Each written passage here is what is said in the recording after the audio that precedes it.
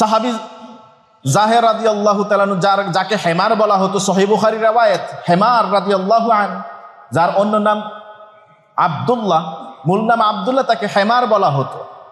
নবীজিকে প্রচন্ড রকম ভালোবাসতেন তিনিও, কিন্তু এত ভালোবাসা সত্ত্বেও তার একটা দোষ ছিল, তিনি মাঝে মাঝে একটু মদ খাইতেন, মদ। সহিহ বুখারী riwayat। তো একদিন এই সাহাবী মদ পান করেছেন, নবীজি সাল্লাল্লাহু আলাইহি ওয়াসাল্লামের কাছে অভিযোগ দায়ের করা হয়েছে। আল্লাহ রাসূল সাক্ষী তলব করলেন, সাক্ষীও পাওয়া গেল, তাকে জিজ্ঞেস করলেন, তিনিও স্বীকৃতি দিলেন। নবীজি সাল্লাল্লাহু আলাইহি ওয়াসাল্লাম তাকে শাস্তির জন্য তাকে ফরমান ঘোষণা করে দিলেন। চারদিক থেকে যখন মানুষেরা জড়ো হলো, জনসমক্ষে যখন ব্যত্রাঘাত করা হচ্ছে, দুই ধরনের বর্ণনা পাওয়া যায়। কোন বর্ণনায় আলী ইবনে আবি তালিব এর কথা, অন্য বর্ণনায় ওমর ইবনে খাত্তাব রাদিয়াল্লাহু আনহুর কথা। ওমর ইবনে খাত্তাব রাদিয়াল্লাহু তাআলা আনহু বললেন, আল্লাহুম্মা লাআনহু, আল্লাহ আপনি তারে ধ্বংস করে দেন, তারে শেষ করে দেন, তার উপরে গজব নাজিল করেন। কেন? সে নবীজির এত কাছাকাছি আসে, নবীজি তাকে এত ভালোবাসে, নবীজি এত পছন্দ করে, মানুষ সেটা দেখে জানে, এরপরেও নবীজির কাছে থেকেও সে বদলাইতে পারলো না, মদ ছাড়তে পারলো না। আজকে তার কারণে অন্যরা নবীজিকে হয়তোবা অন্যভাবে চিন্তা করছে, নবীজির সম্মান নষ্ট করছে। নবীজির এত কাছাকাছি থেকেও সে বদলাইতে পারলো না, তাকে ধ্বংস করে দেন। নবীজির সাথে সাথে প্রত্যুত্তরে বললেন, মুহাদ্দিসিনে কেরাম বললেন, নবীজি যখন এই কথা প্রত্যুত্তর করছিলেন তখন তার চেহারা বর্ণ পরিবর্তন হয়ে গিয়েছিল, রক্তিম হয়ে গিয়েছিল। চেহারার মধ্যে কেন যেন আনার বা বেদানা সেই রস চিপে দিলে যেমন হয় ফোঁটা ফোঁটা করে, এরকম রক্তের মতো হয়ে গিয়েছিল চেহারার রং।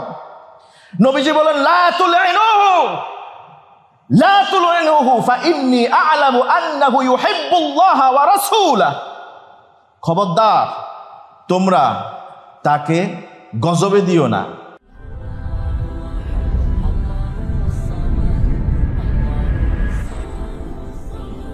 সম্মানিত মুসল্লিনে কেরাম, আমরা গত জুমা থেকে নবীজি সাল্লাল্লাহু আলাইহি ওয়াসাল্লামের জীবদ্দশায় ঘটা এমন কিছু নাদের, কম প্রচলিত, মানুষের কাছে পৌঁছানো এমন কিছু ঘটনার আলোকে শিক্ষা নিয়ে কথা বলছি।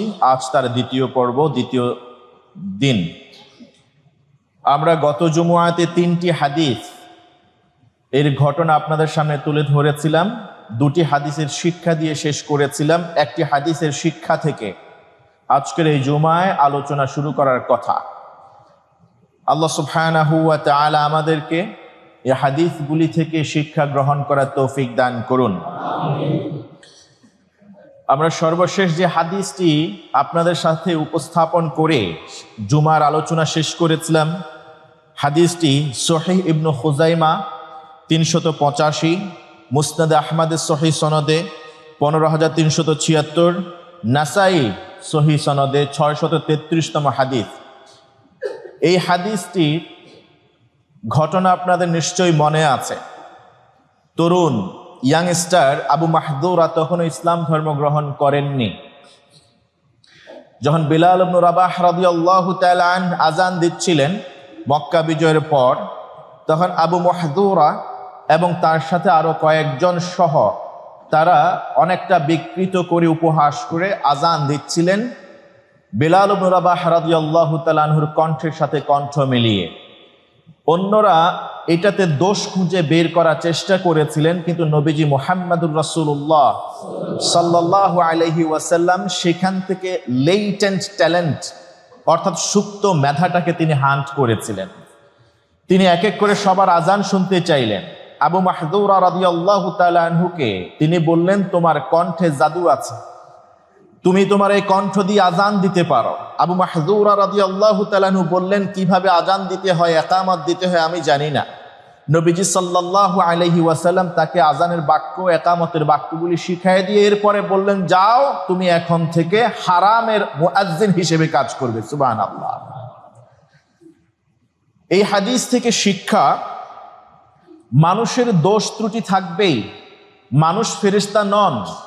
ফেরেশতাদেরকে আল্লাহ তাআলা দোষ ত্রুটি করার সেই সক্ষমতা দেননি, ভালো মন্দ বিচারের সেই ক্ষমতা আল্লাহ দেননি। তারা ইয়াফআলুনা মা ইউমারুন, তাদেরকে যা নির্দেশ করা হয় তারা তাই মানে, এর ব্যতিক্রম কিছু করতে পারে না। কিন্তু আল্লাহ তাআলা মানুষদেরকে সেই ক্ষমতা ইখতিয়ার দিয়েছেন। সত্য মিথ্যা বর্ণনা তিনি জানিয়ে দিয়েছেন, হক বাতিল চিনিয়ে দিয়েছেন। এরপরে তিনি তাদেরকে দুয়ের মাঝে ছেড়ে দিয়েছেন, ফামান শাআ ফালিয়ুমিন ওয়ামান শাআ ফালিয়াকফুর। যার মন চায় সে ভালোটা গ্রহণ করবে, যার মন চায় সে মন্দটা গ্রহণ করবে। এটা তার নিজের উপরে ইচ্ছা স্বাধীনতার উপরে ছেড়ে দেওয়া হয়েছে। এই জন্য মানুষ কখনো কখনো নিজের নফসে আম্মারার তাড়নায় প্রেষণায় পড়ে, কখনো কখনো মানুষ মন্দ কাজ করে ফেলে। সেই মন্দ কাজকে সবসময় তালাশ না করে সেখান থেকে তার মাঝে অন্য কি ভালো সুপ্ত মেধা আছে, ট্যালেন্ট আছে, সেটাকে খুঁজে বের করা, যেমনটা করেছিলেন নবী মুহাম্মদুর রাসূলুল্লাহ সাল্লাল্লাহু আলাইহি ওয়াসাল্লাম। সবসময় মানুষের ভুল খোঁজা বাদ দিতে হবে। আমরা শুধুমাত্র নিজের ভুল দেখি না, নিজের অন্যায় আর ত্রুটিটা দেখি না। আমরা সবসময় অন্যের অন্যায় কোনটা আছে, ত্রুটি বিচ্যুতি কোনটা আছে, সেটা খোঁজার ক্ষেত্রে আমরা অনেক পটু। এখান থেকে ফিরে আসতে হবে। অনেক মেধা নষ্ট হয়ে যায়, অনেক প্রতিভা আর প্রস্ফুটিত হতে পারে না যখন আমরা তাদের কোনো একটা ছোটখাটো অন্যায়ের কারণে তাদেরকে পাকড়াও করি, সমাজের কাছে তাদেরকে লাঞ্ছিত করি, তখন সেই প্রতিভার আলো নিভে যায়। আবু মাহদুরা রাদিয়াল্লাহু তাআলা তিনি পরবর্তীতে ইসলাম ধর্ম গ্রহণ করেছিলেন বিশ্ব নবী সাল্লাল্লাহু আলাইহি ওয়াসাল্লামের ওই কোমল মতে ওই কথার কারণে। তিনি কখনো মানুষকে রূঢ় আচরণ দিয়ে, বদ মেজাজ দিয়ে কখনো কাউকে শাসন করেননি, কখনো কাউকে নসিহা করেননি। নবীজি সাল্লাল্লাহু আলাইহি ওয়াসাল্লাম সর্বোচ্চ অপরাধী যে তার সাথেও সর্বোচ্চ সৌজন্যমূলক আচরণ করেছিলেন। এই জন্য জুলাই মাস আজকে শেষ দিন, একটা স্লোগানে ছিল, আমার শত্রুরাও আমার কাছ থেকে ইনসাফ পাবে। শত্রুও যেন কখনো আপনার দ্বারা মাজলুম না হয়, এই বিষয়ে খেয়াল রাখতে হবে। নবীজি সাল্লাল্লাহু আলাইহি ওয়াসাল্লাম আবু মাহজুরাকে সেই দিন সবার সামনে শাস্তি দিতে পারতেন, কারণ মক্কা বিজয় মুসলমানদের হাতে এখন রাষ্ট্রীয় শাসন ব্যবস্থা। নবীজি সাল্লাল্লাহু আলাইহি ওয়াসাল্লাম কয়টা ব্যত্রাঘাত করতে পারতেন, জেলে আবদ্ধ করতে পারতেন, অন্যদের সামনে তাকে ছোট করতে পারতেন। কিন্তু আল্লাহ রসুল সাল্লাল্লাহু আলাইহি ওয়াসাল্লাম তার ওই দোষটাকে এড়িয়ে গিয়ে তাকে আর একটা চান্স দিয়েছেন, সুযোগ দিয়েছেন, যাতে করে তিনি ভালো হয়ে যান। এবং এত ভালো হয়েছেন, ইসলাম ধর্ম গ্রহণ করেছেন, এত ভালো হয়েছেন, হারামের তিনি মুয়াজ্জিন হয়েছেন, এবং তার বংশ পরম্পরায় এরপরেও তারা এই আজানের কাজে মুয়াজ্জিনের পেশায় তারা নিয়োজিত ছিলেন। সুবহানাল্লাহ। এই জন্য সবসময় ছোটখাটো বাচ্চারা, ছোট ছোট শিশু কিশোররা মসজিদে আসে নামাজে অংশগ্রহণ করার জন্যে।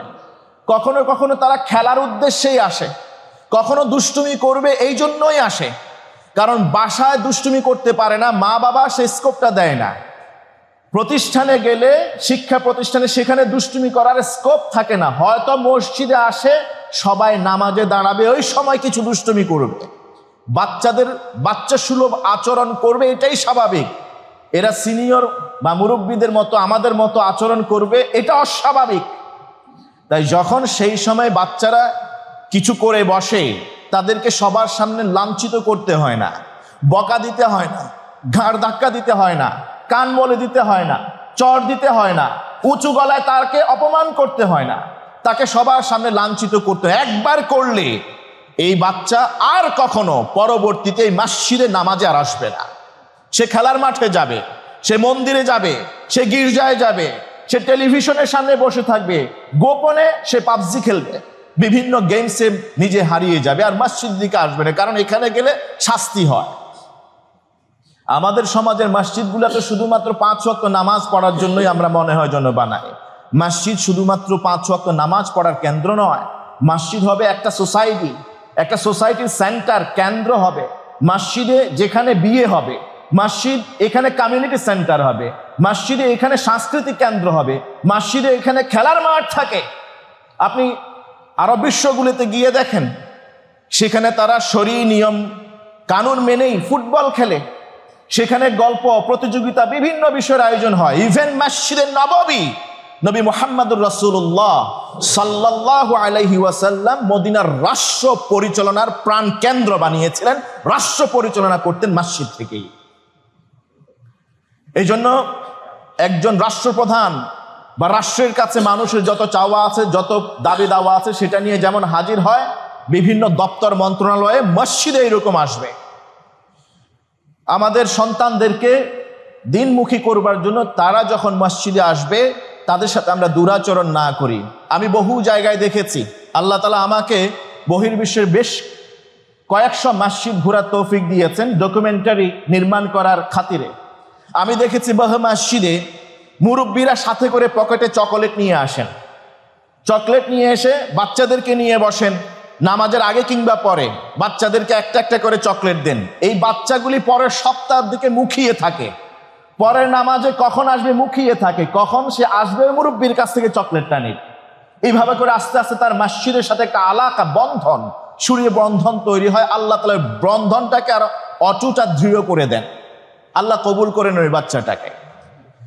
এই জন্য আমাদের নেক্সট জেনারেশন যারা, আমরা চাই যে আমাদের সন্তানরা আমাদের ইন্তেকালের পরে তারা আমাদের জন্য দোয়া করুক, রব্বির হামহুমা কামা রব্বায়ানি সাগীরা, এই বলে দোয়া করুক আমাদের সন্তানরা। আমরা যদি মনে করি যে না, তারা তো আমাদের সন্তান নয়, অন্যের সন্তান, আমাদের সাথে কোনো ব্লাড রিলেশন নাই, তারা তো তখন অন্তত দোয়া করবে রব্বানা ইগফির লানা ওয়া লিইখওয়ানিনা আল্লাযীনা সাবাকুনা বিল ঈমান ওয়া লা তাজআল ফী কুলুবিনা গিল্লাল লিল্লাযীনা আমানু রব্বানা ইন্নাকা রাউফুর রাহিম। এই দোয়া তারা করবে। এই দোয়া পাইতে যদি আমরা চাই, আমাদের নেক্সট জেনারেশনকে মসজিদে স্পেস তৈরি করে দেই, সুযোগ করে দেই। আল্লাহ তাআলা আমাদেরকে বোঝার তৌফিক দান করুন। আবার সব সুযোগ না, সব সুযোগ না। যেমন ধরেন গত জুমায় এখানে মুসল্লি বেশি আসছিল চোর, চারটা, আমি যতটুকু অবহিত হয়েছি অফিস থেকে, 4টা মোবাইল চুরি করে নিয়ে গেছে। সেই চোর মহোদয় তো এখানে আসেন দাড়ি টুপি পরে, পাঞ্জাবি পরে। চোর মহোদয় দেখা যাচ্ছে হয়তোবা সুগন্ধি মেখেও আসছেন, ভালো মুসল্লি সেজে এখানে আসছেন। এখন এই চোর যে চুরি করে, এটা কি মুসল্লির দোষ না মসজিদের দোষ? কয় মুসল্লির দোষ? অপশন দুইটা দিছি, দুইটার কোনো একটা তো বলতেই হবে নাকি? এটা চোরের দোষ। এই জন্য কি মুসল্লিদেরকে আপনি চোর বলবেন? মসজিদকে চোরের আখড়া বলবেন? আমাদের সমাজে তো এরকমই হয়, ব্যক্তির দোষ অনেক সময় প্রতিষ্ঠানের উপরে চাপিয়ে দেয়া হয়। এটা নয়, চোর অপরাধ করেছে। ইসলামিক রাষ্ট্র থাকলে চুরি প্রমাণিত হলে এবং সেই পরিমাণ চোর চুরি করলে তাহলে তার উপর হদ কায়েম করা হতো। কিন্তু এইখানে এখন যেহেতু ইসলামিক স্টেট নয়, চোরের মাইরা শেষ করে ফেলবেন এটাও নয়, তাকে ধরে আইন শৃঙ্খলা বাহিনীর কাছে সোপর্দ করতে হবে। আমাদের মসজিদ থেকে ব্যবস্থাপনা গ্রহণ করা হয়েছে, একদম এক্সট্রা সিকিউরিটি ফোর্স নিয়োগ দেওয়া হয়েছে এই জন্য, চোর খুঁজে বের করার জন্য। সিসি ক্যামেরাকে আরো ফাংশনিং করা হয়েছে।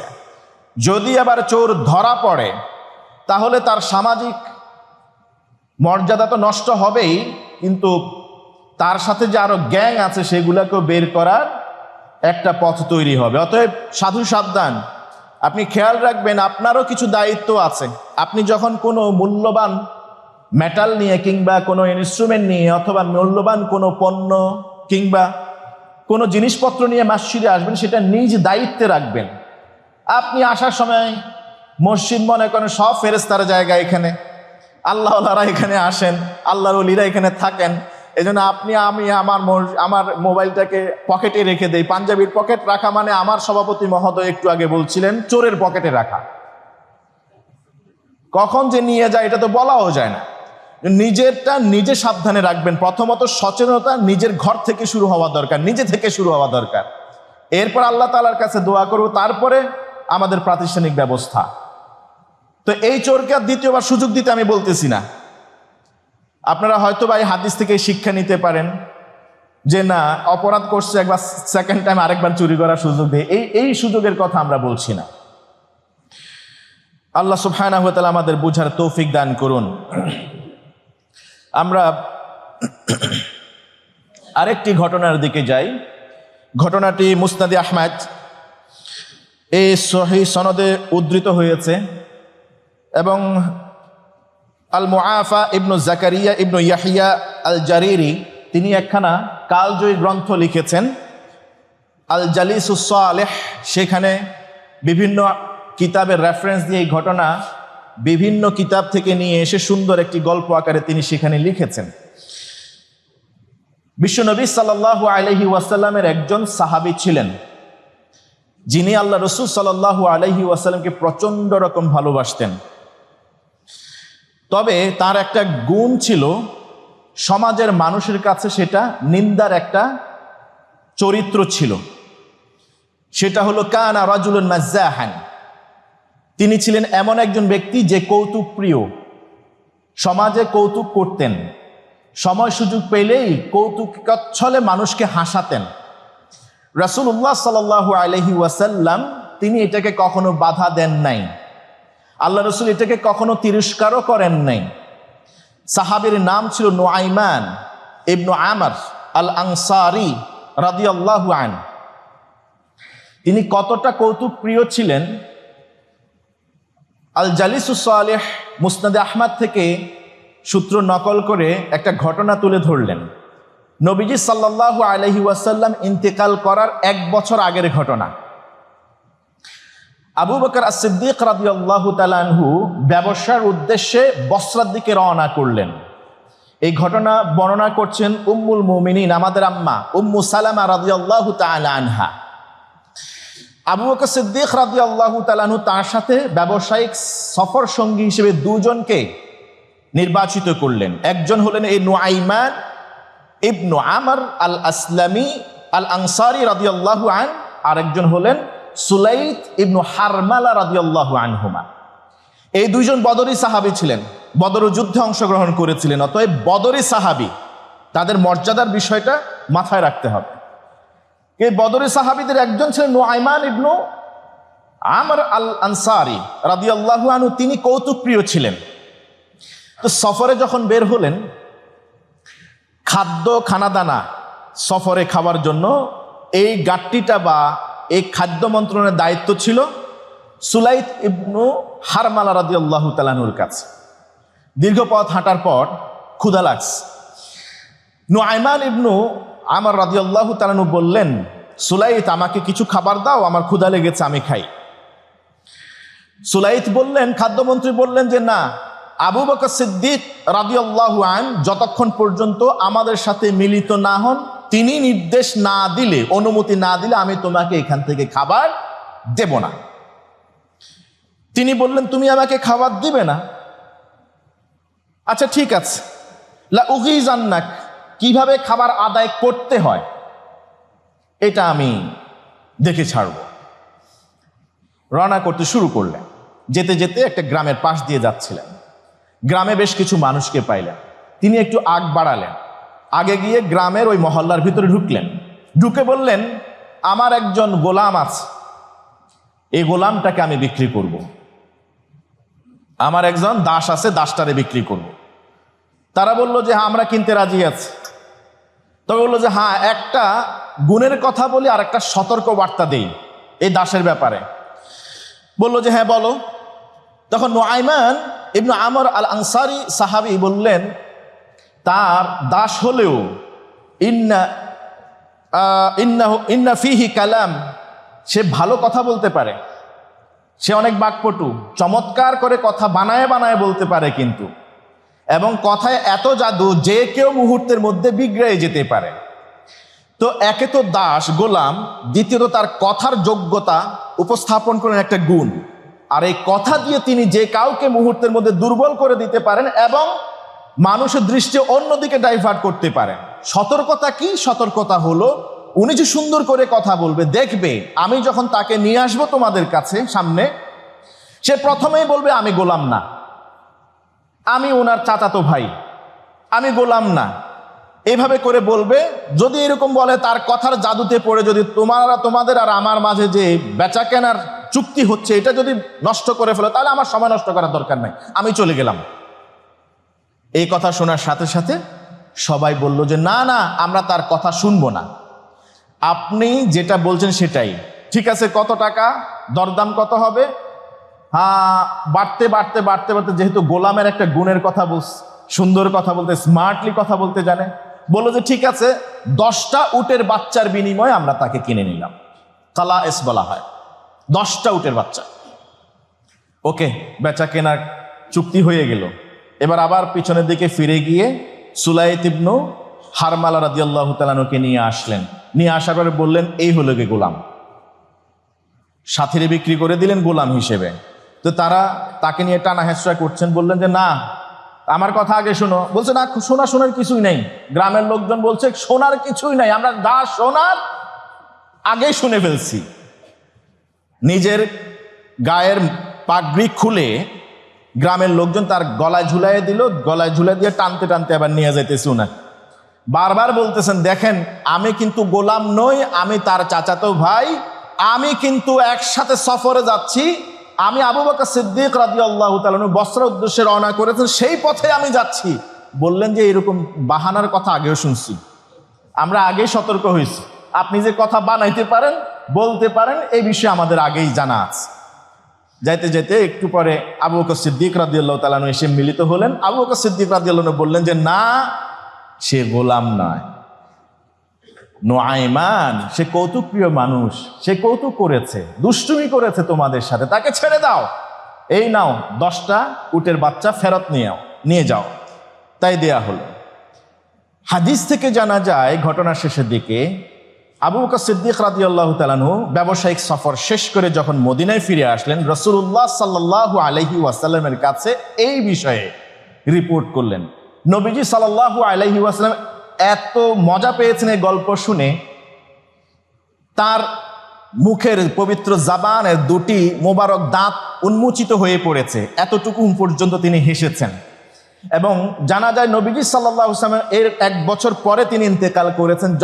যখনই যে কোনো পরিবেশে কেউ একজন নুআইমানের ওই গোলাম বিক্রির কথা বলতেন, নবীজি সেখানে হাসতেন। 1 বছর পর্যন্ত যে গল্পের আলোকে সাহাবীরা হাসতেন, এটা ছিল সেই গল্প। এমন সাহাবী নুআইমান ইবনে আমর আল আনসারী রাদিয়াল্লাহু আনহু, তিনি আল্লাহ রাসূলকে প্রচন্ড রকম ভালোবাসতেন। যখনই মদিনায় আসতেন, তিনি ঢুকতেন, কিছু না কিছু হাদিয়া আল্লাহ রাসূলের জন্য নিয়ে আসতেন। একদিনের ঘটনা আপনাদের সামনে বলি। নবীজির কাছে আসলেন দেখা করতে।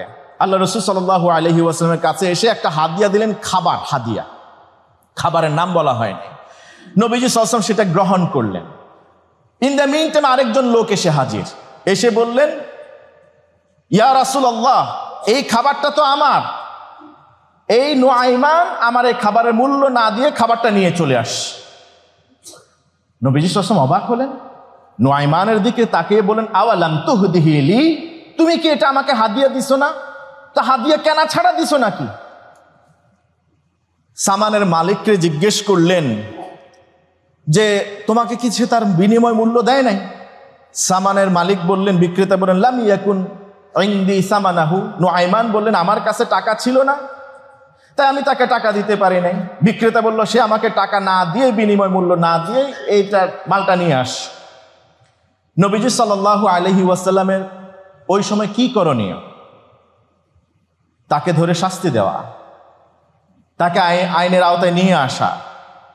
এই যে বিক্রেতার সাথে এই আচরণ করছে, সবার সামনে তাকে লজ্জিত করা না। রাসূলুল্লাহ সাল্লাল্লাহু আলাইহি ওয়াসাল্লাম না করে এটা ফায়াদহাকুন নাবিয়্যু সাল্লাল্লাহু আলাইহি ওয়াসাল্লাম, নবীজি হেসে দিলেন, স্বাভাবিক করে ফেললেন, পরিবেশটাকে একদম স্বাভাবিক করে ফেললেন। ওয়ায়ামুরু লিসাহিবিহি বিসামানিহি, এবং নবীজি তার সাথী যারা ছিলেন তাদেরকে বললেন, এর টাকাটা দিয়ে দাও। টাকাটা দিয়ে দিয়েছে। নবীজি সাল্লাল্লাহু আলাইহি ওয়াসাল্লামের কাছে আসতেই হাদিয়া নিয়ে আসতেন।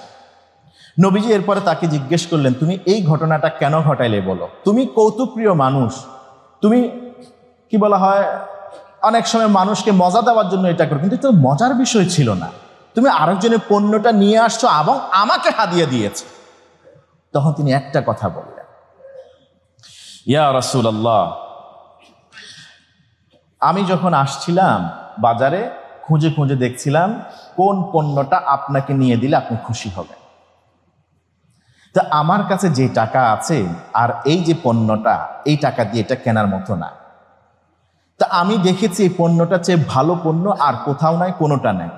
আমি আপনাকে প্রচন্ড রকম ভালোবাসি, এই জন্য আমি পণ্যটা আপনার দরবারে পেশ করতে চেয়েছি, আপনাকে দিয়ে আপনার সন্তুষ্টির জন্য আমি এটা চেয়েছি ইয়া রাসূলুল্লাহ। আমি দেখেছি এই পণ্যটা খেতে অনেক সুস্বাদু হবে, ভালো হবে। ওয়া উহিব্বু আন তাকুলাহু, আমি চেয়েছি আপনি এটা খান, এই জন্য আমি নিয়ে আসছি। ও যে বিক্রেতা যে আমাকে ফলো করবে, আমার পিছে পিছে চলে আসবে, এটা আমি বুঝতে পারি। আমি ভেবেছিলাম এখানে আপনাকে খাবারটা খাইয়ে দিয়ে কিছু উপার্জন করে তারপরে তাকে পণ্যের মূল্য দিয়ে দেব, কিন্তু সে এতক্ষণ পর্যন্ত বার বুঝে নাই। এটা ছিল সাহাবীদের বিশ্বনবীর প্রতি ভালোবাসার অনন্য দৃষ্টান্তের অন্যতম একটি। সাহাবী জাহের রাদিয়াল্লাহু তাআলা আনহু, যাকে হেমার বলা হতো, সহিহ বুখারীর riwayat, হেমার রাদিয়াল্লাহু আনহু, যার অন্য নাম আব্দুল্লাহ, মূল নাম আব্দুল্লাহ, তাকে হেমার বলা হতো।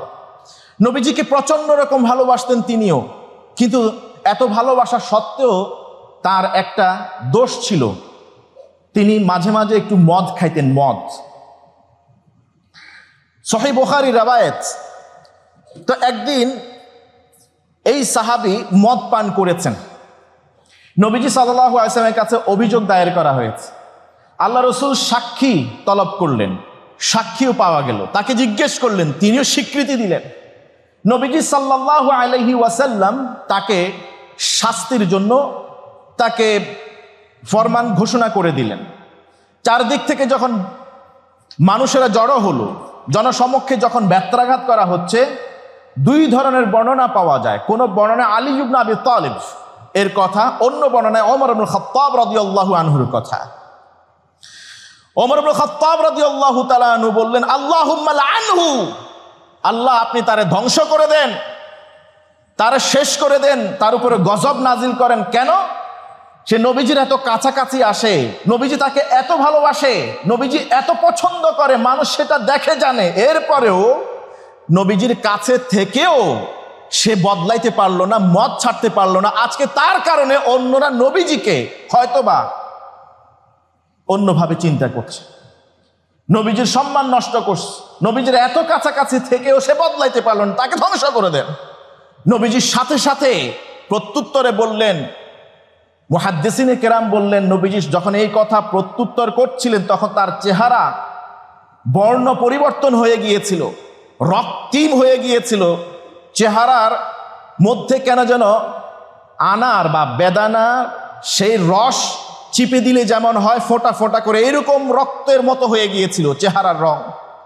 নবীজি বলেন, লা তুলাইনুহু লা তুলাইনুহু ফাইন্নী আ'লামু আন্নাহু ইউহিব্বুল্লাহ ওয়া রাসূলাহু, খবরদার তোমরা তাকে গজবে দিও না, শাস্তির কথা বলো না, আল্লাহর আযাবের নিপতিত হোক, হকদার হোক, এটা বলিও না, কারণ আমি জানি সে আমাকে এবং আল্লাহ সুবহানাহু ওয়া তাআলাকে প্রচন্ড রকম ভালোবাসে।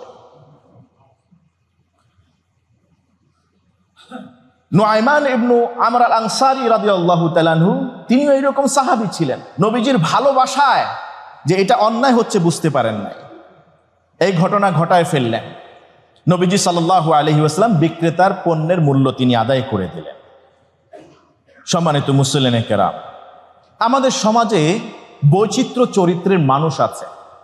এক একজনকে আল্লাহ তাআলা এক এক বিষয়ে পাণ্ডিত্য দিয়েছেন, এক এক বিষয়ে জ্ঞান গুণ দিয়েছেন। সবাই একই লেভেলের নয়, সবার মর্যাদা একই রকম নয়, সকলের মেধা একই রকম নয়, সকলের প্রফেশন বা পেশা একই ধাঁচের নয়। এখানেই হাজার হাজার মুসল্লি এখানে জমায়েত হন প্রতি জুমুআতে। আপনি খেয়াল করে দেখবেন এক একজনের প্রতিভা এক এক রকম। এই বৈচিত্র্যময়ী প্রতিভায় সমাজের সম্পর্ক এবং সমাজের কি বলা হয়, মানুষের মাঝে বৈচিত্র্য রূপ নিয়ে আসে। সবাইকে নিয়েই সমাজে বসবাস করতে হয়। রাসূলুল্লাহ সাল্লাল্লাহু আলাইহি ওয়াসাল্লাম চাইলে নুআইমান ইবনে আমরকে তিনি না করতে পারতেন, তার এই কৌতুকপ্রিয়তার কারণে তাকে অপছন্দ করতে পারতেন। আল্লাহ রাসূল সাল্লাল্লাহু আলাইহি ওয়াসাল্লাম তাকে, হি ওয়াজ আ ম্যান অফ এক্সাম্পল, তিনি আমাদের জন্য মডেল। তিনি তার কাছে নুআইমানকে ভিড়তে দিতে চাইতেন না, কিন্তু তিনি সেটা করেন নাই, তার জন্য স্পেস রেখেছেন। সমাজে যে যে কাজে পারদর্শী পারঙ্গম, যতক্ষণ শরিয়ার মানদণ্ডের মধ্যে থাকে, গণ্ডির মধ্যে থাকে, ততক্ষণ পর্যন্ত তাকে অনার করুন, তাকে স্পেস দিন। আমাদের এই সমাজে তো সেটা নাই। রাসূলুল্লাহ সাল্লাল্লাহু আলাইহি ওয়াসাল্লাম ইন্ডিভিজুয়ালি, তিনি যখন রাষ্ট্রপ্রধান ছিলেন, নির্দেশ দিতেন, আমার এই মদিনায় এই গোত্র, ওই গোত্র, এই এলাকা, ওই এলাকা, কোথায় কার কি আলাদা প্রতিভা আছে, এই প্রতিভার একটা লিস্ট করো, যার যার প্রতিভা অনুযায়ী তাকে সেই সেই কাজে তাকে অ্যাসাইন করা হবে। এমনটা করা হতো। আমার দৃঢ় বিশ্বাস, আমাদের এই এলাকায় হয়তোবা জনশ্রুতির বলে কেউ কেউ জানে যে হ্যাঁ, অমুক এই প্রফেশনে আছেন, অমুক এই বিষয়ে বেশি পারঙ্গম, অমুকে এই বিষয়ে বেশি দখল আছে, এক্সপার্টাইজ আছে, কিন্তু একটা ডেটা চার্ট থাকবে, আমার মনে হয় সেটা এখানে নাই। যদি থাকতো, প্রায়শই দেখেন কোনো একটা জায়গায়, যেমন আমাদের মসজিদের কথা বলি, হঠাৎ কোনো না কোনো প্রয়োজন লেগে পড়ে, বিল্ডিং স্ট্রাকচার করবে, একজন ইঞ্জিনিয়ার দরকার, কার কাছে যাবে, কার কাছ থেকে পরামর্শ নেবে, এটা জানা থাকে না। একজন অসুস্থ হয়ে গিয়েছে, প্রায়ই হয়, অসুস্থ হয়ে গিয়েছে, একজন সুচিকিৎসক ডাক্তার দরকার, তার পরামর্শ নেবে, সে অনুযায়ী ইনস্ট্যান্ট তাকে শুশ্রূষা করবে, সেই ব্যবস্থা নাই। কারণ এই বিষয়ে যিনি পারঙ্গম, তার বিষয়ে আমাদের জানা নাই। হয়তোবা ইলেকট্রিশিয়ান আছেন, ইলেকট্রিসিটির ব্যাপারে ভালো জানেন, অথবা সাউন্ড মেকানিক আছেন, তার ব্যাপারে তিনি ভালো জানেন। এই মসজিদে মাঝে মাঝে সাউন্ড নিয়ে প্রবলেম হয়, সেই বিষয়ে জানা থাকে না। হয়তোবা অ্যাডভোকেট আছেন এখানে অনেকেই, অ্যাডভোকেসির বিষয়ে, দলিল লেখার বিষয়ে, শিক্ষকতায়, বিভিন্ন পেশার মানুষ নিয়েই কিন্তু আমাদের এই সমাজটা। আমরা যদি জানতাম যে আমার এই যে প্রথম, দ্বিতীয়, তৃতীয় সারিতে এখানে সবাই বসেছেন, প্রত্যেকের এই পেশার মধ্যে বা তার এই এক্সপার্টাইজটা আছে, তাহলে এটাকে আমরা বেস্ট ইউটিলাইজ করতে পারতাম। সে অনুযায়ী আমাদের দেশটাকে আমরা আলটিমেটলি সাজাতে পারতাম। মধ্যপ্রাচ্য, ইউরোপ, ওনারা কিংবা আফ্রিকা আমেরিকার মানুষ, ওনারা কি করেন, আমাদের ট্যালেন্টগুলোকে হান্ট করে নিয়ে যান। দেখেন গুগল, ইউটিউব, এগুলোর পিছনের ইতিহাস দেখেন, সবগুলার সাথেই বিশ্বে যত বড় বড় উন্নয়ন আর উন্নতি, অগ্রগতি হয়েছে, দেখেন বাংলাদেশের মানুষদের ব্রেনকে কাজে লাগিয়ে তারা এই কাজগুলি করেছে। কিন্তু আমরা সেগুলোকে মূল্যায়ন করতে পারছি না, কারণ আমরা ওই ডেটাবেস তৈরি করতে পারি নাই। এই জন্য ইনফরমেশন গ্যাদার করা এটা গুরুত্বপূর্ণ। জ্ঞানের চেয়ে বড় জ্ঞানের ব্যাংক হলো কি ইনফরমেশন গ্যাদার করা। আদম আলাইহিস সালামকে আল্লাহ তাআলা শ্রেষ্ঠত্ব দিলেন সবার উপরে, কিসের জন্য? তার ইনফরমেটিভ নলেজের কারণে। ওয়া আল্লামা আদামাল আসমাআ কুল্লাহা সুম্মা আরাদাহুম আলাল মালায়েকা। শ্রেষ্ঠত্ব দিয়েছেন আল্লাহ তাআলা সব কিছুর নাম, এসএম, নাউন, এগুলাকে শিখিয়ে দিয়েছেন। মানে জ্ঞানের ব্যাংক হলো গিয়ে নাউন, এসএম। ফ্যান কি জিনিস, যখন ফ্যানটা জানবো, এর বিস্তারিত যখন আমি জানবো, তাহলে বুঝে ফেলবো এর ভিতরে কি কি আছে, কিভাবে একটা ফ্যান তৈরি হয়। এটা হলো জ্ঞানের আখড়া। এই জন্য আমাদেরকে একটা ডেটাবেস তৈরি করা দরকার আমি মনে করি। মসজিদ কমিটি যদি উদ্যোগ গ্রহণ করেন এই বিষয়ে, আশা করব ইনশাআল্লাহ তাআলা এটা অনেক বৈচিত্র্যময় কাজে আসবে এবং আমাদের সমাজের উন্নয়নে অনেক কাজে দিবে ইনশাআল্লাহ তাআলা। সম্মানিত মুসলিম কেরাম, ভালোবাসা, মাহাব্বা সব সময় একই তরঙ্গে চলে না। একই তরঙ্গে চালাতে গেলে অনেক সময় একগুয়েমি চলে আসে। এই হাদিসের ব্যাখ্যায় বলা হয়েছে, নুআইমান ইবনু আমর আল আসলাম আল আনসারী রাদিয়াল্লাহু তাআলা আনহু কেন সেই দিন নবীজি সাল্লাল্লাহু আলাইহি ওয়াসাল্লামের কাছে ভালোবাসার নিদর্শন পেশ করতে গিয়ে তিনি স্বাভাবিকতার চেয়ে একটু ব্যতিক্রম পথ অবলম্বন করলেন। সব সময় তো নিজে কিনে অথবা নিজে থেকে তৈরি করে কোনো কিছু আল্লাহ রসুলের কাছে হাদিয়া হিসেবে দিতেন। আর হাদিয়া কেন দিতেন? নবীজি সাল্লাল্লাহু আলাইহি ওয়াসাল্লাম বলেছিলেন, তাহাদু তাহাব্বু, তোমরা ভালোবাসা পরস্পরের প্রতি বাড়াতে চাও, একজন আরেকজনকে হাদিয়া লেনদেন করো, হাদিয়া দাও। আর আমাদের সমাজে হাদিয়া তো এক কেন্দ্রিক হয়, খালি এক পাশের মানুষের দেয় আর এক পাশের মানুষের নেয়। হাদিয়া হলো তাহাদু, পরস্পর হাদিয়া আদান প্রদান করা। নবীজি সাল্লাল্লাহু আলাইহি ওয়াসাল্লামের দরবারে কোনো হাদিয়া আসলে তিনি একা খাইতেন না, তিনি তার আশেপাশের মানুষদেরকে নিয়ে খাইতেন, তার সাহাবীদেরকে নিয়ে খাইতেন। বিশেষ করে আহলে সুফায় যারা ছিলেন, মসজিদে নববীর বারান্দায় যে মাদ্রাসা ছিল সুফা মাদ্রাসা, সেই মাদ্রাসার ছাত্র 70 থেকে 72 জন উনাদেরকে নিয়ে ওই খাবার খাইতেন। সুবহানাল্লাহ। কিন্তু তার দেওয়ার মতো সেই সক্ষমতা ছিল না, কারণ তার ঘরে কখনো টানা 3 দিন, কখনো কখনো বিরতি দিয়ে 2 মাস পর্যন্ত চুলায় আগুন জ্বলতো না। তাই সাহাবীরা খাবার নিয়ে আসতেন। নুআইমান ইবনে আমর রাদিয়াল্লাহু তাআলা আনহু, তিনি এই ঘটনা ঘটিয়েছিলেন। বিনা টাকায় পণ্য নিয়ে এসে আল্লাহ রাসূলকে দিয়েছিলেন, কিছু না কিছু দিতে হবে, তবে সেটা একটু ভিন্ন আঙ্গিকে হোক না কেন।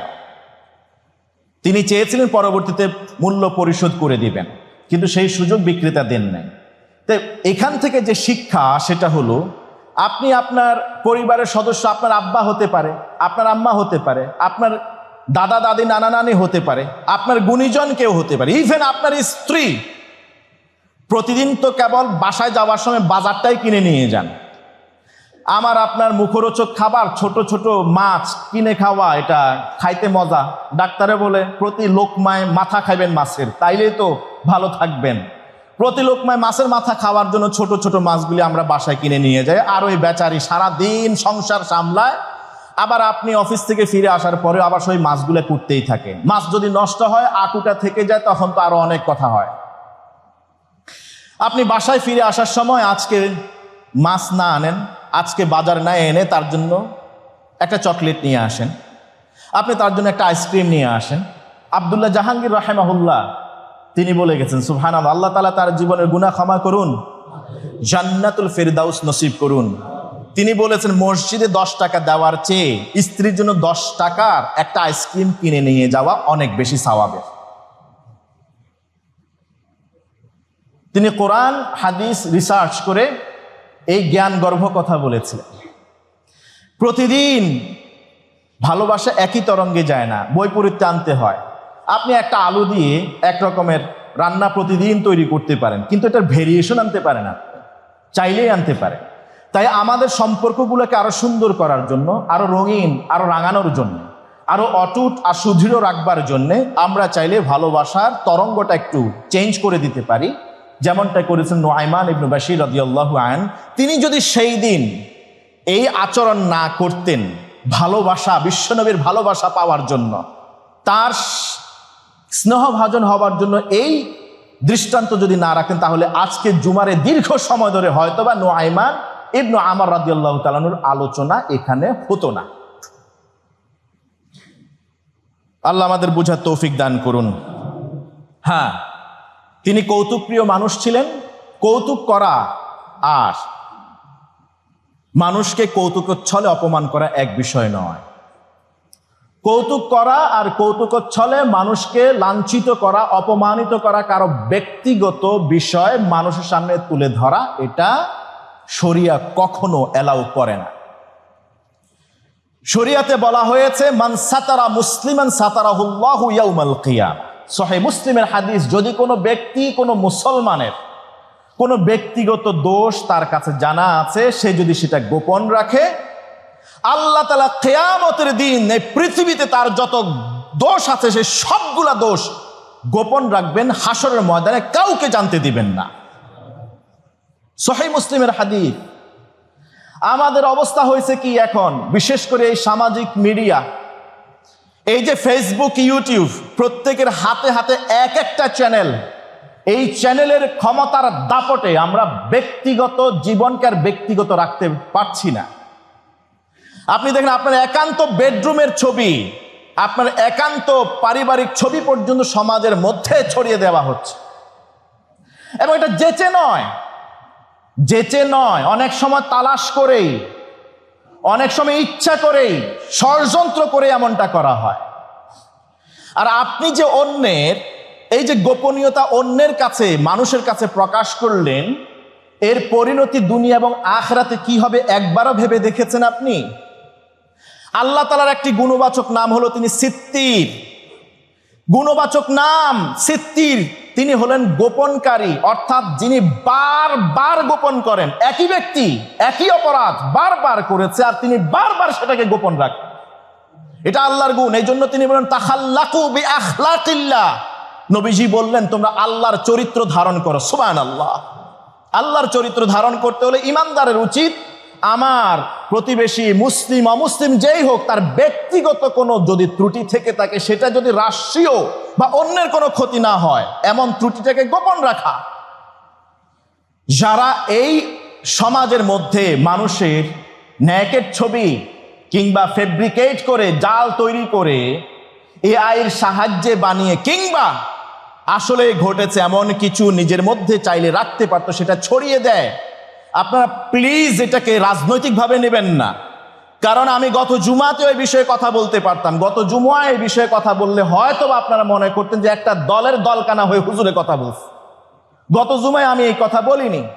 এই জুমায় বলতেছি আরো একটি দলের আরো একজন সাংসদেরও এইরকম কিছু প্রকাশিত হয়েছে।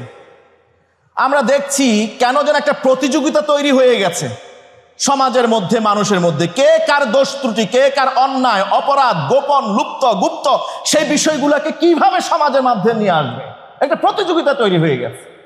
এটা একটা ডেভাস্টেটিং আকার ধারণ করছে আমাদের সমাজের নেক্সট জেনারেশনের জন্য। আমাদের সন্তানদের হাতে যখন মোবাইল ডিভাইস যায় তখন তারা এগুলি দেখছে অহরহ, এগুলো দেখছে, দেখে দেখে শিখছে।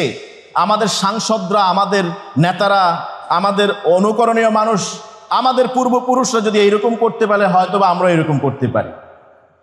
এটা করবে না। কোরআনের ভাষায় যদি আমরা আমাদের আলোচনা ইতি টানতে চাই, আল্লাহ তাআলা বলেন ইন্নাল্লাযীনা ইউহিব্বুনা আন তাশিআতাল ফাহিশাতু ফিল্লাযীনা আমানু। যারা চায় ঈমানদারদের মাঝে ফাহিশা জিনিস, এইরকম খারাপ অসামাজিক জিনিসগুলি ছড়িয়ে পড়ুক, যারা এই ইচ্ছা পোষণ করে, লাহুম আযাবুন আলীম, তাদের জন্য রয়েছে যন্ত্রণাদায়ক শাস্তি, ফিদ দুনিয়া, দুনিয়াতে, ওয়াল আখিরা, এবং আখিরাতে। দুনিয়া এবং আখিরাতে উভয় জগতে যারা আজকে যে কোনো কারণে যে কোনো উদ্দেশ্যেই হোক না কেন ঈমানদারের গোপন ব্যক্তিগত অপরাধগুলোকে ছড়িয়ে দিচ্ছেন, তাদের জন্য নির্ঘাত সূরাতুন নূর 19তম আয়াত বলছে দুনিয়া এবং আখিরাতে যন্ত্রণাদায়ক শাস্তি রয়েছে। দুনিয়ার শাস্তির বিষয়ে রাসূলুল্লাহ সাল্লাল্লাহু আলাইহি ওয়াসাল্লাম বললেন মিম্বরে দাঁড়িয়ে, সেই দিন অনেক উঁচু আওয়াজে আল্লাহ রাসূল সাল্লাল্লাহু আলাইহি ওয়াসাল্লাম বলেন, ইয়া মা'শারা মান আমানা বিলিসানি ওয়া লাম ইউদখিলিল ঈমানু কালবা। ও ঈমানদাররা, যারা নিজেদেরকে ঈমানদার বলে দাবি করো, যাদের ঈমান এখনো পর্যন্ত অন্তরে গিয়ে পৌঁছে নাই, শুনে রাখো কান খাড়া করে, লা তাগতাবুল মুসলিমিন, মুসলমানরা একে অন্যের গীবত করবে না।